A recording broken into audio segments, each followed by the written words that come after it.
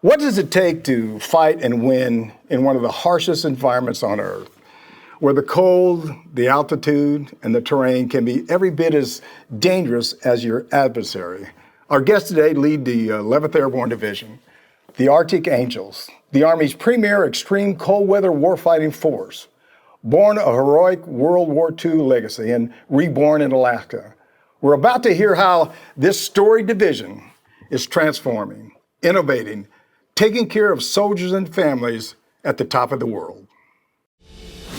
Welcome to Your Next Mission, the nation's #1 video podcast on military transition and leadership. We tell the stories of those who served in the past and those who are serving today. From transition and financial wellness, VA benefits to mental health, we cover issues facing veterans, active military, and their families. Now, here's your host, the 12th Sergeant Major of the Army and co-founder of the American Freedom Foundation, Jack L. Tilley.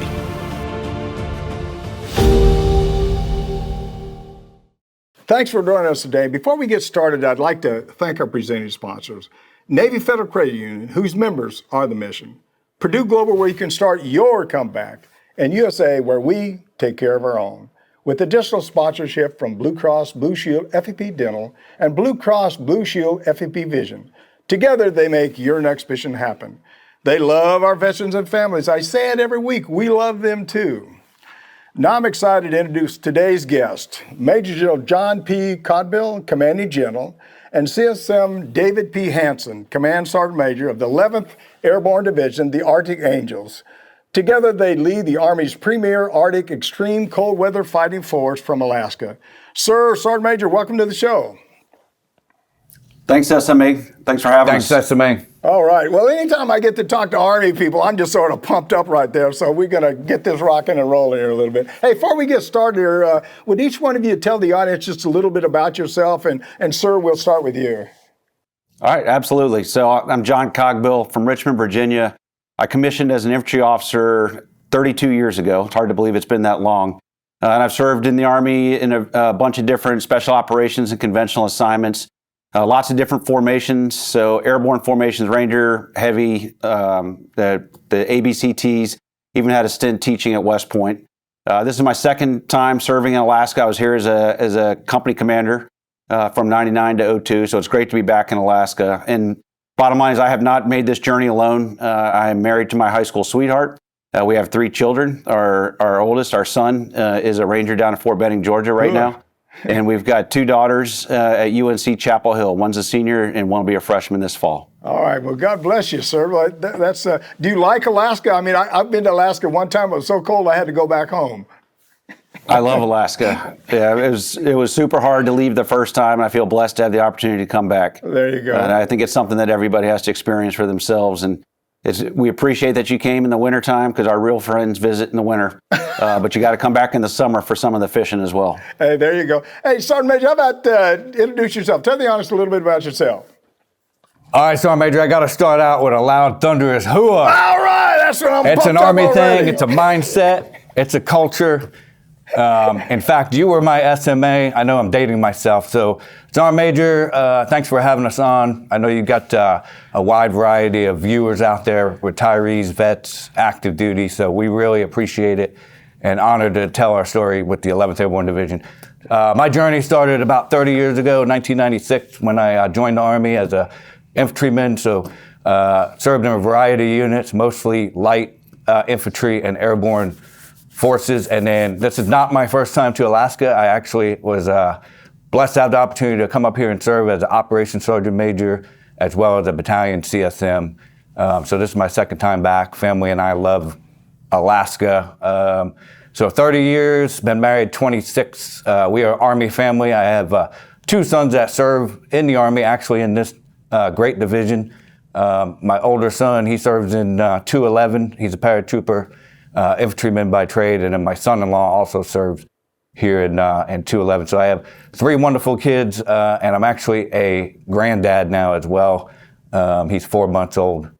But appreciate you having us on. Hey, look here, your kids are serving the division right there. I like that too. You can be checking on them all the time. And you have one grandbaby, I guess, right? I do, Sergeant Major. I have 5 great-grandbabies, so that's really dating myself.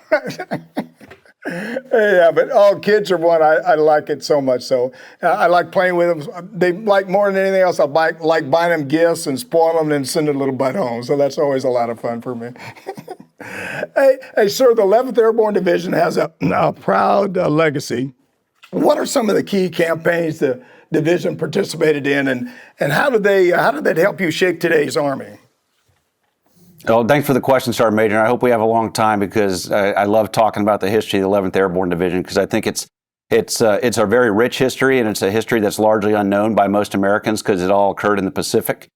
But the 11th Airborne Division stood up at Camp McCall, North Carolina, back in 1943, and then deployed to the Pacific, whereas the 82nd and the 101st went to Europe.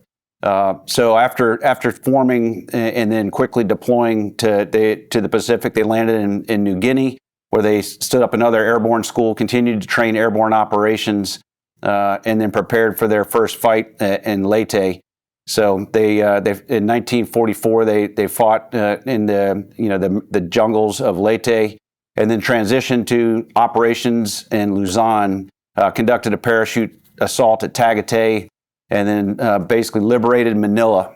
During that time period, they also conducted one of the most successful prisoner rescue operations at Los Baños, where they rescued over 2,100 men, women, and children from the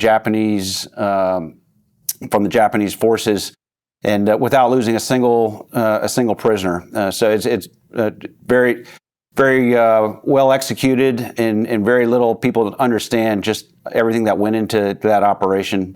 And then the unit continued. They were the first foreign force to occupy Japan, the first Allied forces into Japan. The 11th Airborne Division was there for the honor guard for General MacArthur for Japan surrender on the USS Missouri, and then stayed in northern Japan as an occupation force until about 1948, 1949. When they came back and then reestablished at Fort Campbell, Kentucky, and then sent off the 187th Regimental Combat Team to Korea. Stood back up in Vietnam, 1963, as an air assault division, testing air mobile concepts. And then shortly after that transitioned to the 1st Air Cav Division with the great history there with Bruce Crandall, the Medal of Honor recipient. And then deactivated, and then stood back up in 2002. So Lieutenant General Brian Eifler was the first 11th Airborne Division commander after it transitioned from U.S. Army Alaska to 11th Airborne, followed by Lieutenant General Joe Hilbert, who you just had on your show recently. Yeah. And now I'm the 3rd Division commander since it's been reactivated. Yeah, the only problem about the division command, it goes by too fast. You're in there and you're out there so quickly. Man, I didn't know all that stuff. Well, thanks a lot. So, Sergeant Major, you wanna add anything to that? Thanks for that, Sergeant Major. What I would like to add for your viewers out there is we've got a historian that is just incredible. He tells the 11th Airborne Division story. He's out there on YouTube and a bunch of other platforms. But Mr. Jeremy Holmes, incredible human being, tells our story. In fact, we have him out for a variety of LPDs, commanders conferences. So I just wanted to make sure your viewers, if they wanted further information, received his name, Mr. Jeremy Holmes. Yeah. We're carrying on that proud tradition with our units. When you look at 211, the paratroopers, following that history, as well as our 111, our air assault brigade, carrying those traditions forward. Yeah. Now, also worth mentioning, Jeremy will be up here actually this week as the 140 Cav. As we go through the transformation, the 140 Cav is reflagging as the 1st Battalion of the 511th PIR. And Jeremy's grandfather served in Delta Company of the 511th PIR. So a lot of the history emanates from his personal interactions with his grandfather and a lot of his fellow veterans. And if you go to 511pir.com, you can learn more about the organization and listen to some of the podcasts that go deeper into the history. Oh, wow. You're telling me a lot of stuff I had no idea about. And I stayed in the Army a long time. That's for doggone sure. Hey, so the division reactivated in 2022. How was that transformed from the U.S. Army Alaska to the Army's premier extreme cold weather fighting force. How was that? I mean, what went on there? Well, it's a huge time in the 11th Airborne Division history, and really a big moment for the United States Army to stand up an active duty Arctic division and a second, Airborne Division. So when it first stood up, it was still had the USARAC, U.S. Army Alaska TDA. So it really was not structured to be a go-to-war division. So it's been a process the last 4 years. The Army has invested heavily in terms of billets and equipment in order to make sure that we are right-sized to be able to do what it is that our nation will require us to do. And so that means we had an Arctic Aviation Command, which was kind of remnants of the old 16th CAB, but now it is going to become the 11th Combat Aviation Brigade, effective May of next year. We have a sustainment command, like an Arctic Sustainment Command provisional, that will become a true division sustainment brigade this October. And so our IBCTs are transforming into MBCTs. Our BSBs are transforming into LSBs. And then the next big move for the 11th Airborne Division is a Div Arty headquarters. That'll be effective of October of next year. So instead of just having two disparate artillery battalions, we'll have an 06 headquarters on top to provide that leadership and training, readiness, oversight. So a lot of growth. We're not a transformation and contact division, but we are transforming it just like the rest of the Army. We'll have our IEW battalion and our Signal battalion next summer, and so we'll look a lot like the other divisions in the Army. And this is just it results in growth here in both JBER and Fort Wainwright. A lot of people don't realize that we're split station, two completely different installations. JBER here in Anchorage and Fort Wainwright up in Fairbanks. And so it's going to result in growth, and which comes with MILCON, which comes with additional housing and additional impacts on the community. So really a good news story all around. Well, the community probably likes that growth too, because that's more money for the economy and stuff. Do you test a lot of equipment up in Alaska as far as new kind of equipment for the military? We absolutely do. This is the Army's Arctic Innovation Lab. So anything. There's no better place to take a piece of equipment and try and break it than Alaska when it's minus 40. And so not only do we invest heavily in over the snow mobility, but we're looking at the same innovation priorities as the rest of the Army in terms of the small UAS, the counter UAS, but also we are the Army's lead for not only for Arctic operations, but for power generation. And so we look at things like battery life. We look at fueling for equipment, because as we're trying to move all the heavy equipment like our Cat Vs, the fuel will actually freeze. The hoses will break, and there's different things that we have to figure out. And so we have vast resources up here with the Joint Pacific Alaska Range Complex. It's our total square footage is 2.5 times that of the National Training Center. We have very permissive airspace, so we do a lot of partnership with Defense Innovation Unit. We work very closely with the Army Research Labs, the Arctic Regional Test Center, and other pieces of the Army modernization enterprise, as well as university partners like University of Alaska Fairbanks. So to do all that, we've also built our own soldier innovation labs, both down here at JBER and up north at Fort Wainwright. I've got to ask Sergeant Major one question here. We'll come for take a break. Sergeant Major, what do soldiers complain about? Do they complain about cold weather, or do they like it? Most soldiers like it up there with the cold weather? Sergeant Major, when they first get it, so we brief the newcomers, that there's always some hands, who didn't want to necessarily come up based on what they might have heard. But what we find over a tour is soldiers really learn to love Alaska, love this mission up here, and we actually get a lot of folks that want to stay. So we have the opportunity for re-enlistment bonuses for stabilization, as well as other tools to help stabilize up here in Alaska. Well, the Army's really changed a lot since I got out. I never got to stay in any place very long in all my military career. There's always moving me somewhere else, that's for sure. Hey, we need to take another quick break. When we come back, I want to talk about what it takes now just to survive, but not to to thrive in that cold weather, and how the division professional NCO Corps is going to fight and win in this kind of environment. So stay right there. We'll be right back. This is Your Next Mission video podcast with me, your host, Jack L. Tilley, 12th Sergeant Major Army. If you appreciate what we're doing here, please like us. Click on that subscribe button below. Be sure to click on the bell to receive notifications of all of our upcoming video podcast releases. I'll be right back after word from our presenting sponsors. You're watching Your Next Mission video podcast, proudly presented by Navy Federal Credit Union, the most trusted credit union owned by members of the military community, serving all branches of the armed forces and their families. Learn more at NavyFederal.org.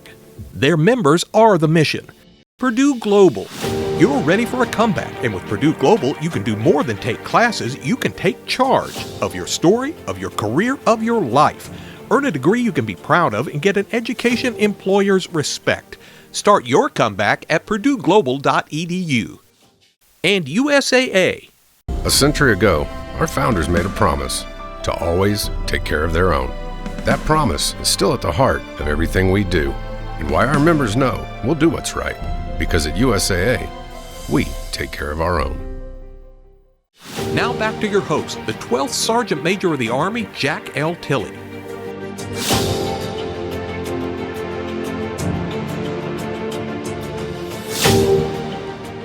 Welcome back. We're talking with Major General John P. Cogbill, Commanding General, and CSM David P. Hanson, Command Sergeant Major of the 11th Airborne Division.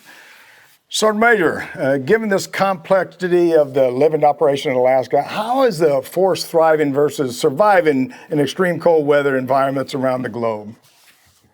It's a great question, Sergeant Major, and I appreciate how you asked that, because we can't just go out there and survive. We've got to be able to thrive in those high altitude, extreme cold, mountainous terrain. So what I would tell you to start off is every trooper in this division has to be an angel. That's an acronym for us, and it starts with Arctic Tough. That's the mindset. That's the holistic approach. We've got to be able to be experts at night in all our fundamentals. We've got to be great teammates, both up, down, lateral. We got to be expert at the fundamentals, and the fundamentals are defined by PT, marksmanship, battle drills, mobility, and medical. So that's an expectation of all. We've got to be lethal, and then we've got to be standard bearers, because in the Arctic, we can't take shortcuts. If we take a shortcut on a standard, we lose digits, limbs, and God forbid, a life out there. So it starts with that overall, and then at echelon, there's a variety of ways to get after this. So at the senior NCO levels, we stood up a council where we're talking everything from individual equipment to tactic, techniques, and procedures, because we literally write the doctrine for Arctic warfighting. And so that's one way we're getting after it. And then on the training piece, we have our Northern Warfare Training Center. That's our indoctrination to our NCOs across, and they teach a variety of classes to include the cold weather orientation course as well as the cold weather leader course. And they get that expert level of training and then be able to go back and instill that in the units through our quick cold weather indoctrination courses. Yeah, it's really funny that it's always the basic fundamentals of anything that you're doing. If you can master the basics, that all this sort of falls together. The other addition that's new to really just this year is we're standing up our own Arctic Jumpmaster Academy as well as an air assault school. So we've been working with the Maneuver Center of Excellence and the team down there to be able to do that in-house. And now we're not going to have to send folks down to Fort Benning or to Fort Campbell, because we do have an airborne brigade and we have an air assault brigade, and so we need the throughput and we need to maintain that expertise and also modify how do you do those types of duties in the Arctic conditions. And so we're excited about that recent development. Hey, when you get to Alaska, do you go through like a 2-week cold weather training course when you first get there initially? So everybody's required to do quick, which is your cold weather indoctrination course at the unit level. And that's going through everything from individual equipment, how to properly wear, to actually certifying cold bag as well as Akio group. Do you ever have anybody that comes to the Alaska and just can't stand the cold weather or can't live in the cold weather for some reason? You have to PCS them out of there? Short answer is no. I've never heard of that. That's We what I train wanna them and we hear make anyway. them. We train them and we make them Arctic toughs, Sergeant Major. It's a great question, Sergeant Major, because when we do our Joint Pacific Multinational Readiness Center exercises, we get a lot of units that aren't part of the 11th Airborne Division to come in support, and that training is absolutely required of all. Yeah, we had a team from Guam, a National Guard unit from Guam. I don't think they'd ever been anywhere where it was less than 90 degrees. And we had the coldest winter here last year in over 80 years. But they figured it out. We trained them. They were properly equipped. We had leaders that were checking on them and being engaged and upholding standards. And not a single one of them had a cold weather injury. Yeah, usually it's about layers, isn't it? About layers that you put on. You can take layers off. It's always about layers. Yeah, that's every time I deployed. I always make sure whatever you got, take it with you, and you can always take it off. Sir, the division also has a mission in the U.S. Pacific Command area and responsibility. Who does the division partner with, and why is that so important? Well, it's critically important that we maintain these partnerships because we'll never fight alone.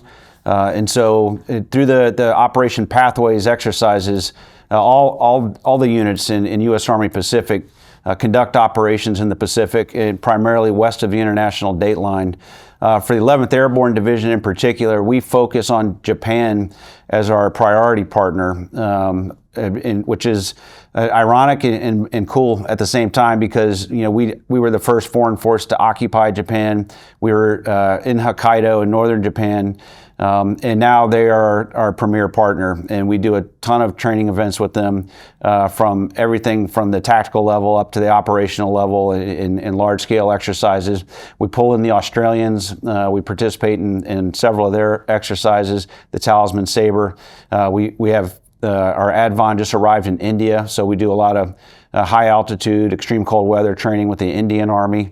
And then Indonesia, every year we send soldiers to Super Garuda Shield and Ksatra Warrior. So there are so many partners in the Pacific. We kind of have a division of labor inside America's First Corps. So the 25th Infantry Division focuses on the Philippines. They have a permanent presence there. And then 4th Infantry Division, the newest addition to First Corps, really covers down on Australia. But like I said, because most of these exercises require some sort of joint forcible entry, we normally participate in their exercises as well. And then the 7th ID, which just converted into the Multi-Domain Command Pacific, kind of has coverage over the entire Pacific. And so all of that partnership and all those exercises is part of the Ready Forward concept that General Clark likes to talk about and how we support Admiral Paparo as P1 assigned forces in the Pacific. Yeah. I know you talk about a lot of. So do you do a lot of stuff for the Air Force, the Navy, or Marine Corps? Do they come up and do a lot of training up in Alaska with you? They sure do. In fact, we're joint. We're on a joint base right now, and so our partners. In fact, I'm sitting on the Air Force side, Elmendorf side of Joint Base Elmendorf-Richardson. So we do a lot with the 11th Air Force and Alaska Command. We've got an exercise that we're going to execute here in a couple of weeks that we'll do out in western Alaska. That'll be joint. It'll be multi-domain, and it'll send a message to any potential adversaries of just what we're prepared to do in defense of the homeland and how we can project power into the Pacific. So. We have Navy assets here. We have a small Marine detachment. The Marine detachment is growing. And then we have elements from Special Operations Command North that come up and train. We've got some other folks from SOCOM coming up later this summer, a bunch of leaders. So it is a joint environment, and we make the most of that. Yeah, nobody gets anything done by themselves, that's for sure. You got to have a team to get the job done. We need to take a quick break. When we come back, I want to talk about how the division is innovating for the future battlefield and why Alaska might be just the one best place for anybody in the Army to serve. So hang in there, sir. Sergeant Major, we'll be right back. Now, here's a word from one more of the organizations that help make this show possible. You're watching Your Next Mission video podcast, brought to you in part by Blue Cross Blue Shield FEP Dental, Blue Cross Blue Shield FEP Vision. Quality insurance will set you up for the rest of your life. And I think that's what Blue Cross and Blue Shield has demonstrated for decades. It adds to your longevity of life because we want to be there for our loved ones. We want to be there for our family. Now back to your host, the 12th Sergeant Major of the Army, Jack L. Tilley.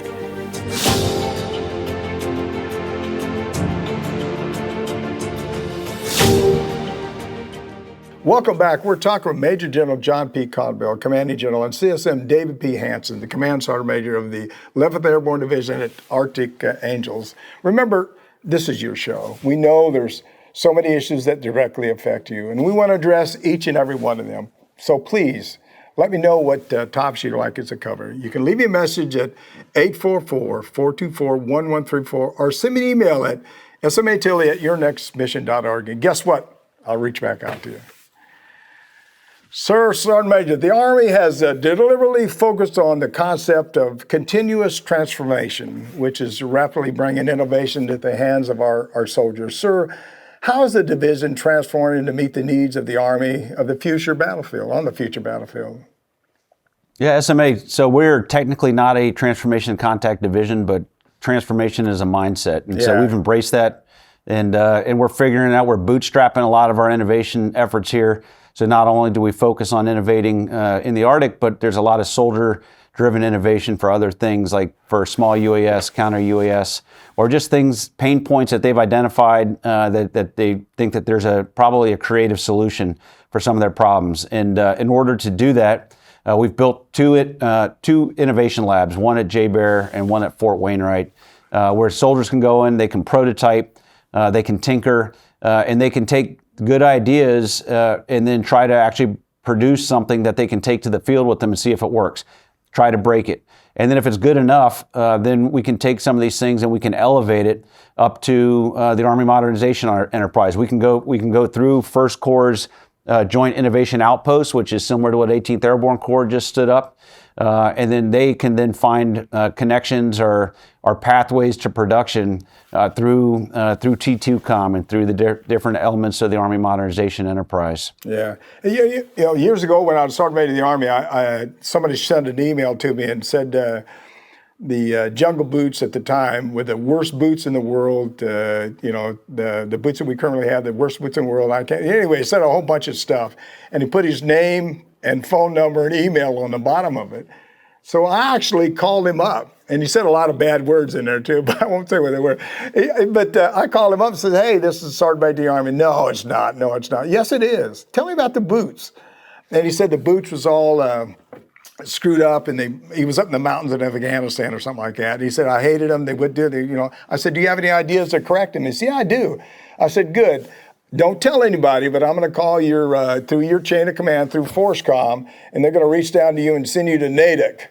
And so we actually got that guy. I think he was a sergeant first class, but he went to Natick and stayed there about a month and gave him some ideas about, you know, reinventing the boot. And he had some great ideas. Anyway, so I thought it was a good, you know, we got to listen to people on the ground because those are the ones that are telling you what we need to fix and how we need to make it better. Sergeant Major, you want to add anything? And Sergeant Major, we're working hard. I'm glad you mentioned boots. We're working really hard on the way forward with the vapor barrier boot. We've had one that's worked for years and years and years, but it can be better. So we're getting that bottom-up feedback, working with PEO to get that right. Because as you know, fingers and toes up here is absolutely critical. Yeah. One of the questions that we often get asked, given our mission set, is, how can you do it all? Be America's Arctic Division, but also worldwide deployable, as well as P1 assigned across the Pacific. And the thought is, if we can go up there and operate in that -40 high latitude, extreme cold, and operate in that environment, we can go anywhere else in the world, including the Pacific. But the inverse of that is not necessarily true. So what you'll see on our training glide path is our high-end collective training in February, called the Joint Pacific Multinational Readiness Center. That's our CTC, and that's where we're getting after our true Arctic warfighting. And it has evolved over the years. I'm actually a CTC guy from JOTC 3 times. There's a lot of skeptics out there on what that CTC rotation looks like, and I make no mistake, it is different than an NTC, JOTC rotation, but the value proposition that we get training on our home turf is absolutely critical for us, and that's where we're getting after innovation or experimentation, as well as fighting at the scope and scale that we're doing nowadays. It's incredible to watch. Yeah, I would imagine most of your soldiers are pretty handy going out in the snow and staying out in the winter or staying out in the cold weather for. Do you, like a 2-week training exercise? Do you do that up in Alaska? Probably quite a bit, I guess.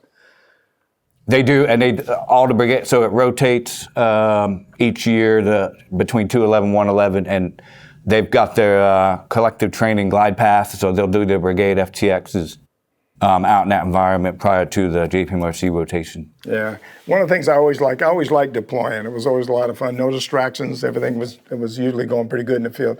Hey, sir, during my time in the Army, I was never stationed all over the world. I guess I was stationed all over the world, but never came down on orders to Alaska. Probably right now I'm thinking I should have went to Alaska. And I hear it's absolutely beautiful. And what are some of the benefits from being stationed in Alaska? There's so many. I could go on and on about this SMA. The bottom line, though, is we have a great community here in Alaska.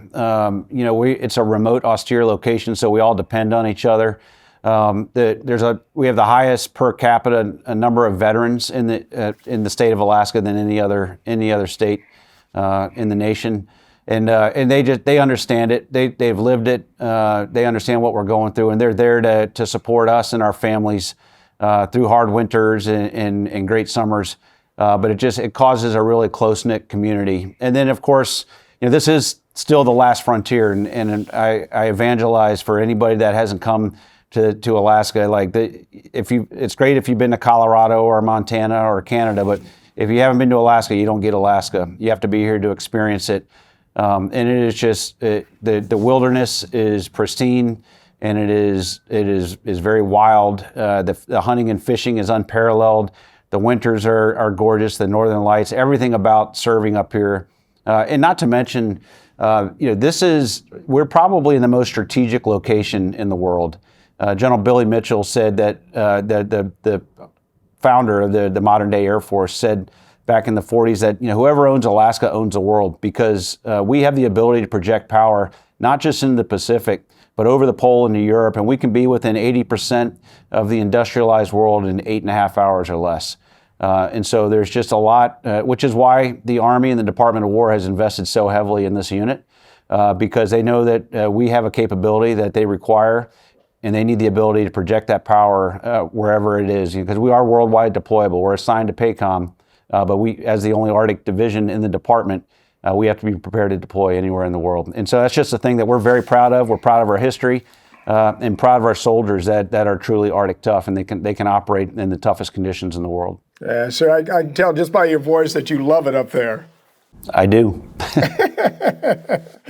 the hunting and fishing is phenomenal, Sergeant Major. I couldn't imagine what folks pay to come up here and have an Alaskan adventure, and it's our backyard, so we're actually blessed to be able to have that. One of the things I did want to tell you, Sergeant Major, you asked about the NCO Corps. I would argue we have some of the most engaged non-commissioned officers serving in this division.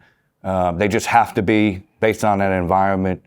And so it's very rewarding for them to have that experience up here. Yeah, well, I'm sure they all love it. I talk to Sergeant Major Turnbull all the time, and he tells me he loves it in Alaska. Move up there, and I said, no, I like Florida. Hey, Sergeant Major, would you talk about the quality of life initiatives that directly benefit soldiers and families stationed in Alaska?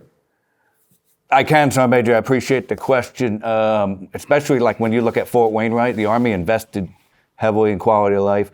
When you look at the community center, we had built the largest consolidated CDC in the Army, the new field house that's coming online, the aquatic center. So we appreciate the Army investing in those quality of life incentives up there. We also have numerous programs. One of them is called RAC AIP, but it helps offset the winterization costs for soldiers and families when they come up here. So that's another quality of life one. But yeah, it just continues on. There's a special leave travel allowance. Special leave travel. That's a one-time. They get a free flight to their home of record. That's another great incentive. Yeah, I got to tell you, I don't think I've ever got anything free in my life. I got a golf club one time free, and it cost me $200. So I've never figured that system out. And hey, look here. First of all, let me say this is thank you guys for what you're doing. I mean, we probably couldn't. I mean, hopefully, a lot of people will listen to this and they'll understand how important Alaska is and how important you guys are and what you're doing. And so, before we get disconnected here, I just want to tell you again, thanks a lot for what you're doing each and every day to protect our country and protect our families. You're just doing a heck of a job. Do you have any final thoughts, sir, Sergeant Major? Any final thoughts, something you want to share with the audience that we didn't talk about? This is your platform to say anything you want to say. So, sir, we're going to start. Sergeant Major got his mouth open already. I'm going to start with you, sir. Go ahead. I'll jump on it. Sergeant Major, for any of your viewers out there, if you got some active duty soldiers hopefully watching, if they're looking for a challenge and a great assignment, I encourage them to look into 11th Airborne Division. What the audience might not know is we are actually split station between Fort Wainwright and here at Joint Base Elmendorf-Richardson by 350 miles, so it is a full PCS to be able to talent manage between the two. But if they're looking for a great assignment, we are open up here. It's incredible. Okay, and well, sir, now we're good. Thank you, Sergeant Major. And sir, now we're going to go to you. Go ahead, sir. You got anything, final thoughts? Yeah, thanks, SMA. It is absolutely a privilege to serve up here. It is the honor of my career to have the call sign Archangel 6 and to have the great teammates that we have up here in Alaska. To serve, to be growing a division at the pace that we are right now, watching it transform, and to have O-plan requirements in the Pacific, but having the ability to deploy worldwide, to train with partners, and to provide that joint forcible entry capability, whether that's through airborne assault or air assault. It's thrilling, and there's no better place to do it than the state of Alaska. So we feel very privileged, and I want to say thank you to you too, SMA, for continuing to serve and for telling the Army story. So you cover a lot of ground. I was going back looking at all the shows that you've recorded and all the leaders across our Army that you've talked to and all the topics, not only for active duty soldiers, but for transitioning veterans. We really appreciate what you're doing, and just hope that you keep it up. Oh, I will keep it up. Now, the producer probably get mad at me. We guys got to come back on the show later. Maybe a year down the road. Come back on and tell us how we're changing, what's going on. But you guys are just doing God's work, and I certainly appreciate it. And I hope you had a good time today. And thank you for sharing your story with our listeners. And I appreciate it. Thanks for coming on the show. Arctic Tough. Thanks, Sergeant Major. Arctic Tough. Hooah! Thanks again to Major General John P. Cogbill, Commanding, and Command Sergeant Major David P. Hanson for being with us. I'm Jack Tilley, 12th Sergeant Major of the Army. You've been enjoying Your Next Mission video podcast, and thank you for joining us. Log on to our website at yournextmission.org and check out our job board in partnership with the Recruit Military and Upline, where you can create your own personal profile that will match you at just the right job, real time. You can follow me on all my personal social media pages, Facebook, X, Instagram, YouTube, and LinkedIn. And if you like what we're doing with Your Next Mission, please click on that subscribe button below. Don't forget to click on the bell to receive notifications about our upcoming video podcast. Remember, we want to hear from you. Please leave me a message at 844-424-1134. Send me an email at smatilley@yournextmission.org. Thanks again to Major General Cogbill and CSM Hanson for joining us today. I tell you, today we talked to some warfighters. We talked to some people that are on the tip of the spear, that love our country, love our soldiers, love our families, and want to do everything they can to protect us each and every day. They're just not playing. I've told you this a bunch of times. They raise their hand and said, I'll protect and defend the Constitution of the United States. That means they're willing to give up their life for our defense. It's our country. It's our way of life. And the 11th Airborne is right there in the tip of the spear for me and for you. Thanks for watching. And thanks to Bungalow Studios and, of course, our sponsors, Navy Federal Credit Union, Purdue Global, USAA, Blue Cross Blue Shield FEP Dental, Blue Cross Blue Shield FEP Vision. We appreciate all you do for our military. And as always, see you on the high ground. Hooah! You've been listening to Your Next Mission, brought to you by the American Freedom Foundation. Learn more by visiting yournextmission.org.